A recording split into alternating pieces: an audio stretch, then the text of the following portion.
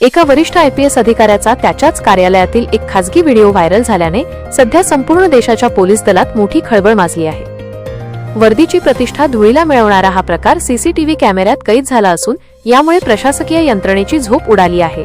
विशेष म्हणजे हा अधिकारी साध्या पदावर नसून थेट DGP दर्जाचा आहे।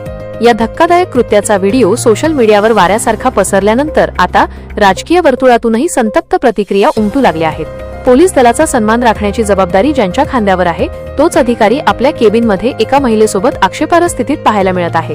या व्हिडिओमध्ये संबंधित अधिकारी गणवेशात असतानाच महिलेला मिठी मारताना आणि तिचे चुंबन घेताना दिसत आहे। हा व्हिडिओ समोर आल्यानंतर आता या प्रकरणाची पाळेमुळे थेट राज्याच्या मुख्यमंत्र्यांपर्यंत पोहोचली आहेत। प्रशासकीय वर्तुळात खळबळ उडवून देणारी ही घटना दक्षिण भारतातील कर्नाटक राज्याची आहे।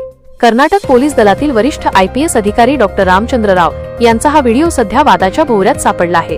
रामचंद्र राव हे नागरी हक्क अंमलबजावणी संचालनालयात महानिर्देशक म्हणजेच DGP या उच्च पदावर कार्यरत आहेत। हे संपूर्ण प्रकरण उघडकीस येताच कर्नाटकचे मुख्यमंत्री सिद्धारमैया यांनी याची गंभीर दखल घेतली आहे। त्यांनी तत्काळ गृह मंत्रालयाकडून या प्रकरणाचा सविस्तर अहवाल मागवला आहे। दरम्यान या वादावर पडदा टाकण्यासाठी DGP रामचंद्र राव यांनी राज्याचे गृहमंत्री जी परमेश्वर यांची भेट घेण्याचा प्रयत्न केला, मात्र गृहमंत्र्यांनी त्यांना भेटण्यास स्पष्ट नकार दिला, ज्यामुळे राव यांच्या अडचणीत आणखी वाढ झाली आहे। एकीकडे हा व्हिडिओ स्पष्ट दिसत असताना दुसरीकडे DGP रामचंद्र राव यांनी हे सर्व आरोप फेटाळून लावले आहेत। हा व्हिडिओ पूर्णपणे बनावट आणि मॉफ्ड असून मला मुद्दाम बदनाम करण्यासाठी हे षडयंत्र रचले गेल्याचा दावा त्यांनी केला आहे। या प्रकरणी आपण कायदेशीर लढाई लढणार असल्याचेही त्यांनी म्हटले आहे। सूत्रांच्या माहितीनुसार हे व्हिडिओ फुटेज 1 वर्षापूर्वीचे असून ते आता जाणीवपूर्वक बाहेर काढले गेले असावे असा संशय व्यक्त केला जात आहे। या लाजिरवाण्या प्रकारावर कर्नाटकचे माजी गृहमंत्री आरागा ज्ञानेंद्र यांनी अत्यंत तिखट शब्दात टीका केली आहे। एका वरिष्ठ IPS अधिकाऱ्याचे हे वर्तन पाहून माझ्याकडे शब्द उरलेले नाहीत। पोलीस विभाग हा समाजाचा आदर्श असतो आणि अशा अधिकाऱ्यांनीच जर हे कृत्य केले असेल तर त्यांना कोणत्याही परिस्थितीत माफ केले जाऊ नये अशी मागणी त्यांनी केली आहे।